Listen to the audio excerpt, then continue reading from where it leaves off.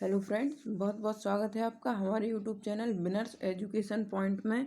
आज हम चर्चा करेंगे एथिक्स से संबंधित कुछ महत्वपूर्ण प्रश्नों पर। दोस्तों, यदि आपने अभी तक हमारा यूट्यूब चैनल सब्सक्राइब नहीं किया है तो हमारे यूट्यूब चैनल को सब्सक्राइब कर लीजिए, क्योंकि कोई भी प्रतियोगी परीक्षा हो, सभी से संबंधित महत्वपूर्ण कंटेंट आपको हमारे यूट्यूब चैनल के माध्यम से उपलब्ध कराया जाता है।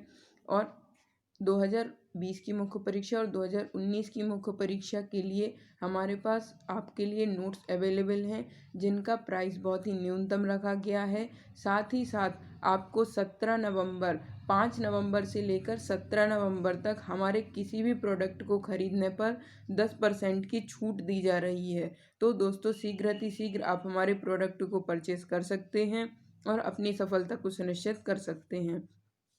अब हम चर्चा करेंगे कुछ एथिक्स से संबंधित महत्वपूर्ण प्रश्नों पर, तो जिनमें हमारे कुछ प्रश्न होंगे जो 6 नंबर से संबंधित होंगे, जो एथिक्स में आपके लिए अत्यंत ही लाभकारी होंगे। जिनमें हमारा पहला प्रश्न होगा कि अरस्तु का न्याय सिद्धांत बताइए। तो अरस्तु के अनुसार मनुष्य एक राजनीतिक एवं सामाजिक प्राणी है। राज्य का उद्देश्य केवल अपराधों को रोकना नहीं, बल्कि नागरिकों को जीवन जीने और उनके जीवन को श्रेष्ठ बनाते हुए आत्मनिर्भर बनाने का है। तो अरस्तु के राज्य सिद्धांत के अनुसार अरस्तु ने कहा था कि मनुष्य एक सामाजिक और राजनीतिक प्राणी है। साथ ही साथ राज्य का उद्देश्य अर्थात सरकार का उद्देश्य केवल अपराधों को कम करना नहीं है, बल्कि नागरिकों को नैतिक जीवन जीने के लिए प्रेरित करना और उनके जीवन को श्रेष्ठ बनाते हुए उन्हें आत्मनिर्भर बनाने का प्रयास करना है।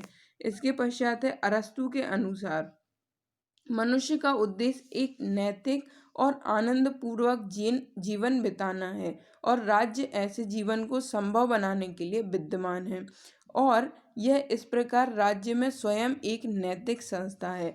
तो अरस्तु ने कहा है कि मनुष्य का उद्देश्य एक नैतिक और आनंदपूर्ण जीवन को बिताना है और राज्य ऐसे जीवन को संभव बनाने के लिए विद्यमान है, और इस प्रकार के राज्य में व्यक्ति स्वयं एक नैतिक संस्था है। तो इस प्रकार से राज्य और व्यक्ति दोनों ही एक दूसरे के पूरक हैं और दोनों ही एक दूसरे के लिए महत्वपूर्ण अंग के रूप में कार्य करते हैं। इसके पश्चात अरस्तु ने कहा है कि एक नैतिक तथा सद्गुणी जीवन का निर्माण करना राज्य का प्रमुख लक्ष्य है। तो एक नैतिक और सद्गुणी जीवन का निर्माण करना व्यक्ति के लिए यह राज्य का लक्ष्य रखा गया है। इसके पश्चात है, राज्य का उद्देश्य है सर्वोच्च शुभ की प्राप्ति करे। तो यह भी राज्य का एक प्रमुख उद्देश्य है कि उसे सर्वोच्च शुभ की प्राप्ति करना चाहिए।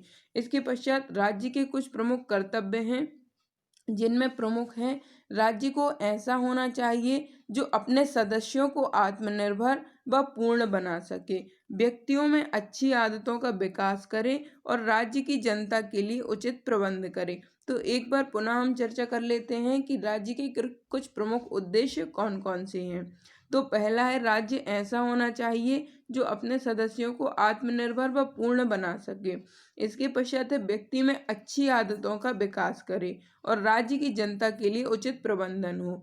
तो इस प्रकार से यह राज्य के लिए कुछ प्रमुख तत्व या उद्देश्य बताए गए थे, जो कि अरस्तु के राज्य संबंधी सिद्धांत के लिए ही अत्यंत आवश्यक हैं। तो दोस्तों, एक और महत्वपूर्ण सूचना यह है कि आप शीघ्र ही हमारे नोट्स परचेस कर लें, हमारी टेस्ट सीरीज को ज्वाइन करें। हमारी टेस्ट सीरीज जो कि 2020 की प्रारंभिक परीक्षा के लिए अत्यंत ही लाभकारी है, आप उसे ज्वाइन कर सकते हैं। जो हमारी 2020 की प्रारंभिक परीक्षा की टेस्ट सीरीज है, वह मात्र 500 रुपये में आपको 50 FLTs उपलब्ध कराए जाते हैं, जिसके माध्यम से आप 5000 प्रश्न कवर कर सकते हैं, जो कि 2020 की प्रारंभिक परीक्षा में आपको सफलता पाने के लिए अत्यंत ही लाभकारी हैं। तो दोस्तों, शीघ्र आप हमारी टेस्ट सीरीज को ज्वाइन करें। आप हमारे नोट्स भी परचेस कर सकते हैं। नोट्स परचेस करने के लिए आपको डिस्क्रिप्शन बॉक्स में लिंक दी गई है। अभी हमारे पास Hindi, ethics, social, geography, polity, ethics, economics आदि विषयों से संबंधित नोट्स अवेलेबल हैं। तो जब भी आप हमारे नोट्स इंस्टामोजो की लिंक से खरीदते हैं तो कृपया कर अपना व्हाट्सएप नंबर ज़रूर इनपुट करें, उससे आपको हमारे व्हाट्सएप ग्रुप में जोड़ लिया जाएगा। साथ ही साथ जो मेंस से संबंधित महत्वपूर्ण कंटेंट होगा तो वह आपको हमारे व्हाट्सएप ग्रुप के माध्यम से प्रदान किया जाएगा। तो इसीलिए और अभी आपको 5 नवंबर से लेके 5 नवंबर, याद रखिए दोस्तों, 5 नवंबर से लेकर 17 नवंबर पर तक दिवाली विशेष ऑफर के संदर्भ में आपको 10% की छूट प्रदान की जा रही है। आप हमारे नोट्स परचेज कर सकते हैं।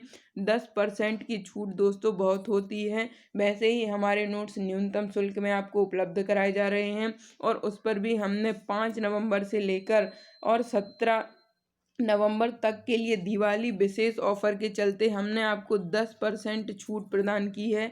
तो शीघ्र आप हमारे नोट्स परचेज करें और अपनी सफलता को सुनिश्चित करें।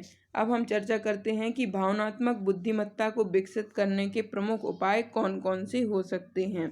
तो भावनात्मक बुद्धिमत्ता का विकास निम्न प्रकार से हो सकता है, जिसमें प्रमुख हैं लालन पालन व सामाजिकरण की प्रक्रिया का प्रभाव। जैसे घरेलू हिंसा के वातावरण में पलने वाला शिशु की सामान्यतः अपराध के प्रति संवेदनशीलता समाप्त हो जाती है।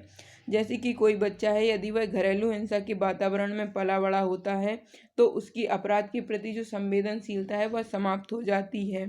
इसके पश्चात है शिक्षा पाठ्यक्रम एवं विद्यालय का प्रभाव। जैसे सैनिक स्कूलों में अनुशासन जैसे मूल्यों को प्राथमिकता दी जाती है, जिससे भावनात्मक बुद्धिमत्ता का विकास होता है।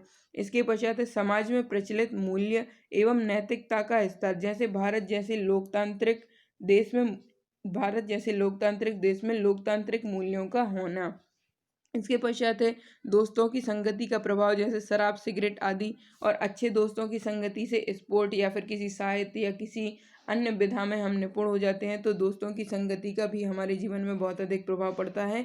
साथ ही साथ यह भावनात्मक बुद्धिमत्ता के विकास करने में भी सहायक होता है। अगर हम अच्छे दोस्तों की संगति करते हैं तो उसका प्रभाव हमारे जीवन पर अच्छा पड़ता है, और अगर हमारे जीवन में बुरे दोस्त आ जाते हैं जो शराब, सिगरेट आदि या किसी अन्य नशे में लिप्त रहते हैं, तो उस प्रकार हमारे जो जीवन है उस पर नकारात्मक प्रभाव पड़ता है। इसके पश्चात विभिन्न पदों से संबंधित प्रशिक्षण देना, ताकि उचित मानसिक स्थिति का निर्माण किया जा सके। जैसे कि सैनिकों के लिए प्रशिक्षण, स्कूलों में भी एनसीसी के माध्यम से इसी प्रकार का कार्य किया जाता है, ताकि उनमें भावनात्मक बुद्धिमत्ता का विकास किया जा सके। इस प्रकार से आदि कुछ उपायों के द्वारा भावनात्मक बुद्धिमत्ता का विकास किया जा सकता है। तो दोस्तों, आज का हमारा ये सेशन यहीं ख़त्म होता है। आपके लिए 10% का ऑफर प्रदान किया जा रहा है 5 नवंबर से लेकर 17 नवंबर तक दिवाली विशेष के संदर्भ में आपको हमारे नोट्स पर छूट प्रदान की जा रही है 10% की। तो दोस्तों, शीघ्र आप हमारे नोट्स परचेज कीजिए और अपनी सफलता को सुनिश्चित कीजिए, चाहे वह 2020 की मुख्य परीक्षा हो अथवा 2019 की मुख्य परीक्षा। प्रश्नोत्तर शैली में आधारित हमारे जो नोट्स हैं वह अत्यंत ही लाभकारी हैं, और प्रश्नोत्तर शैली में पढ़ने का मतलब यही होता है कि आपको कुछ ही इधर का उधर नहीं पढ़ना है, आपको सीधा टू द पॉइंट पढ़ना है और अपनी सफलता को सुनिश्चित करना है। दोस्तों, एक महत्वपूर्ण सूचना यह भी है कि आप हमारे टेलीग्राम चैनल को ज्वाइन कर सकते हैं। टेलीग्राम चैनल के माध्यम से आपको वीडियो की फ्री PDF प्रदान होती है। साथ ही साथ अन्य महत्वपूर्ण कंटेंट भी आपको हमारे चैनल के माध्यम से या हमारे टेलीग्राम चैनल के माध्यम से प्रदान होता रहता है। अनेक महत्वपूर्ण PDF हमारे टेलीग्राम चैनल पर उपलब्ध हैं। आप विनर्स एजुकेशन पॉइंट के टेलीग्राम चैनल को ज्वाइन कर देख सकते हैं कि किस प्रकार से हमारे टेलीग्राम चैनल में विभिन्न PDF वगैरह उपलब्ध कराई गई हैं। साथ ही साथ आप हमें फेसबुक और इंस्टा पर भी फॉलो कर सकते हैं, वहाँ भी आपको निःशुल्क कंटेंट उपलब्ध कराया जाता है। वहाँ भी हम विनर्स एजुकेशन पॉइंट के नाम से ही आपकी सहायता के लिए तत्पर हैं। धन्यवाद दोस्तों, मिलते हैं अगले वीडियो में।